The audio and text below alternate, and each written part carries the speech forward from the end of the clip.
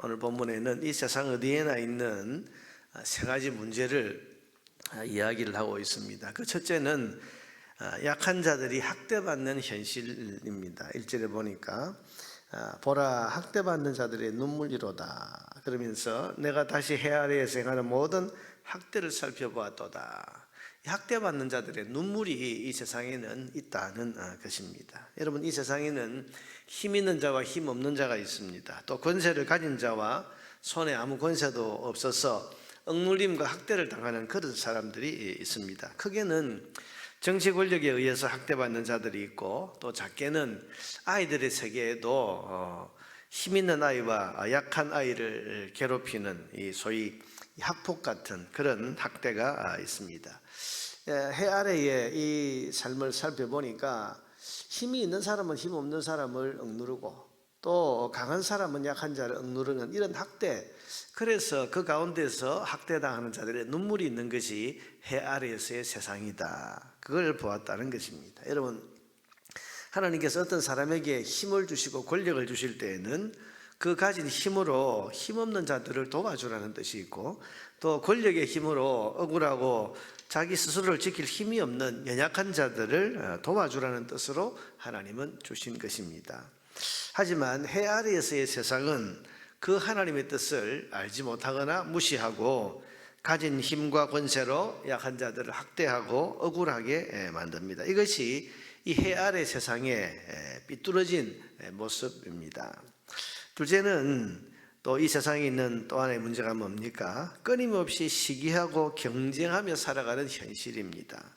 4절에 보니까 내가 또 본즉 사람이 모든 수고와 모든 재주로 말미암아 이웃에게 시기를 받으니 이것도 헛되어 바람을 잡는, 여기 시기라는 단어는 우리가 그 질투라고 생각하기보다는 남이 나보다 앞서 나가는 것을 보지 못하는 그런 경쟁 심리를 표현하는 그런 단어라고 할 수 있습니다. 그래서 성경 다른 번역본들을 보면 여기를 시기가 아니라 경쟁, 이 세상에는 어느 곳이나 계속 경쟁을 해야 되는 그런 것이 현실이다, 이렇게 번역하고 있는 번역서들도 있습니다. 그러니까 여기 시기라는 단어는 남이 나보다 앞서 나가는 것에 대해서 불안해하고 내가 남보다 뒤처질까 불안해하면서 끊임없이 경쟁하는 이것을 지금 표현하고 있는 겁니다. 여러분, 그렇지 않습니까? 이 세상은 사람들이 뭐라고 그럽니까? 만인 대 만인의 투쟁, 그런 말을 하기도 하고, 또 약육강식의 세계다, 그렇게 말하기도 하고, 늑대들의 전쟁터다, 이런 말이 있을 정도로 우리가 살아가는 이 해 아래에서의 세상은 전쟁터와 같습니다. 여러분, 경쟁 없는 곳이 어디 있습니까? 좀 더 높이 오르고 좀 더 앞서가고 좀 더 많이 모으려면 경쟁하지 않으면 안 되고, 이 세상은 경쟁할 수밖에 없습니다. 그런데 그 경쟁을 하는 사람들의 마음이 평하냐, 그 삶이 평안하냐, 그게 아닙니다. 경쟁을 하는 동안 사람은 마음에 평안이 없습니다. 늘 불안합니다. 늘 긴장합니다. 늘 걱정과 스트레스로 가득 찬 생을 삽니다. 그리고 그렇게 해서 경쟁해서 이기면 참 평안과 만족이 있느냐? 그렇지 않더라는 겁니다. 허망할 뿐입니다. 여러분, 8절을 보세요. 한 예를 들어 놓았습니다. 어떤 사람은 아들도 없고 형제도 없이 홀로 있으나 그의 모든 수고에는 끝이 없도다. 그러니까 이게 자녀도 없이 가족도 없이 열심히 일에만 매달리는 그런 사람, 그 수고 끝이 없이 하는 수고인데, 비록 그의 눈은 부요를 족하게 여기지 아니하면서 이르기를, 자기가 이루는 부요함이 있는데 그 부요함을 만족하게 여기지 못하면서 뭐라고 말하는가 하면, 내가 누구를 위하여는 이같이 수고하고 나를 위하여는 행복을 누리지 못하게 하는가 라고 말한다. 내가 열심히 경쟁해서 앞뒤 안 돌아보고 많이 이루었고 많이 모았는데 그게 마음에 만족이 있는 게 아니고, 내가 도대체 누구를 위해서 이렇게 열심히 일했냐? 내가 누군가를 위해서 무언가를 위해서 열심히 일하긴 했지만 내 마음에는 왜 행복이 없지? 그래서 나를 위하여는 행복을 누리지 못하게 하는가, 그렇게 탄식하는 소리를 지금 말하고 있는 겁니다. 여러분 보세요. 자기가 살아온 삶에 회의가 드는 거죠. 여러분, 열심히 경쟁, 남이 나보다 앞서 나갈까 해서 내가 뒤처지지 않으려고 열심히 달려가고 남들보다 좀 더 높이 오르고 좀 더 가지고 하려고 그렇게 경쟁사회 속에서 열심히 경쟁하면서 뭔가를 이루었는데 뭔가를 손에 쥐었어도 삶에 회의가 들더라. 그게 이 세상이다.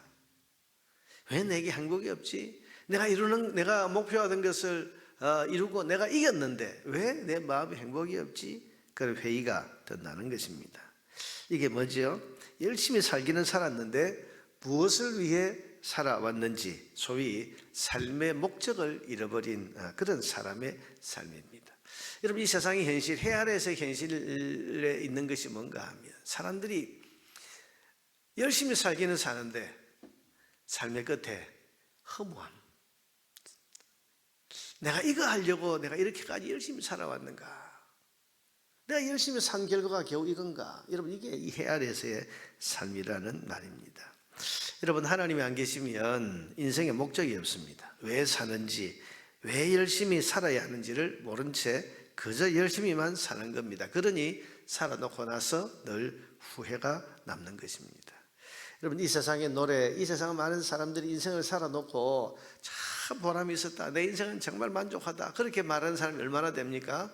대개는 다 후회하고 참 내가 그때 그렇게 살지 않았어도 되는데, 그렇게 열심히만 살지 않았어도 되는데, 좀 더 돌아보고 좀 더 살펴보고 좀 더 내가 하나님 앞에서 살았으면 더 좋았었을 걸, 그러면서 후회를 남기지 않습니까?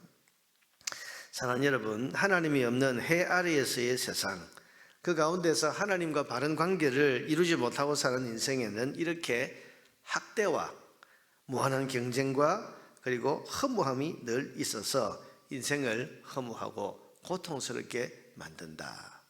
솔로몬이 그 지혜를 가지고 해 아래서의 세상을 살펴보니까 이렇더라는 말이죠. 어디에서나 학대 당하는 자가 있고, 억울함에 눈물이 있고, 어디에서나 경쟁하다가 지쳐버린 그런 사람들이 있고, 열심히 살아놓고도 삶에 만족하지 못하고 방향을 잃어버리고 허무를 말하는, 이게 이 해 아래서의 세상이더라. 그렇게 지금 말하고 있는 것입니다. 이것은 무엇을 가르쳐 줍니까? 반대로 해 위에 계시는 하나님 중심으로 사는 사람, 그 하나님과 바른 관계를 맺고 사는 사람은 이런 학대가 아니라, 여러분, 이런 사람들이 사는 삶은 어렵고 힘없는 사람들을 위로하는, 도와주고 위로하는 위로가 있고, 평안한 삶의 평안이 있고, 또 삶의 참된 보람을 누리는 그런 삶을 살 수 있고, 또 그렇게 살아야 된다는 것입니다. 그러면 여러분, 오늘도 우리는 해 아래에 살면서도 해 위에 계시는 하나님께 우리의 시선을 맞추고 살아야 되고, 하나님의 뜻과 또 분명한 삶의 목적, 하나님 중심의 삶의 목적을 바르게 보면서 살아가야 됩니다. 목적이 없는 인생, 방향 없는 열심만 가지고 살아서는 안 되는 것입니다. 내가 이 땅에 무엇을 위해서 살고 무엇을 위해서 열심히 지금 살아야 하는가를 분명한 하나님 정해 주신 그런 삶의 목적을 가지고 인생의 목적을 바르게 정하고 그 목적을 향해서 달려갈 때, 그럴 때 우리가 이 해 아래서의 삶과는 다른 삶을 살아갈 수 있는 겁니다. 그러므로 여러분, 오늘도 하루를 살면서 특별히 학대받는 연약한 자들, 힘없는 연약한 자들이 있는지를 살펴서 그들을 도와주고 위로하는 삶을 살아야 됩니다.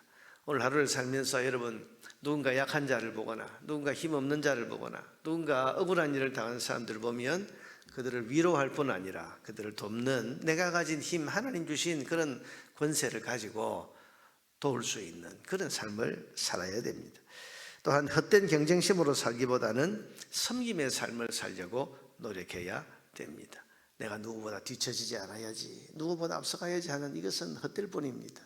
하나님께서 우리에게 서로를 섬기라고 하셨는데, 섬김의 삶을 서로 살아가려고 애를 써야 됩니다. 누구보다 앞서서 섬길 때, 그럴 때 우리가 해 아래서의 허무한 인생을 살지 않을 수 있습니다. 무엇보다도 무조건 열심히 달려가기보다는 하나님의 뜻에 맞추어서, 여러분, 오늘 새벽에도 우리가 하나님의 뜻이 뭔가를 깊이 생각하고 내 삶에 하나님 정하신 분명한 목적이 무엇인가를 또 다시 한번 생각하고 묵상하면서 오늘 하루의 삶이 방향 없는 열심이 아니라 방향 있는 열심의 삶을 살아가도록 노력해야 할 것입니다.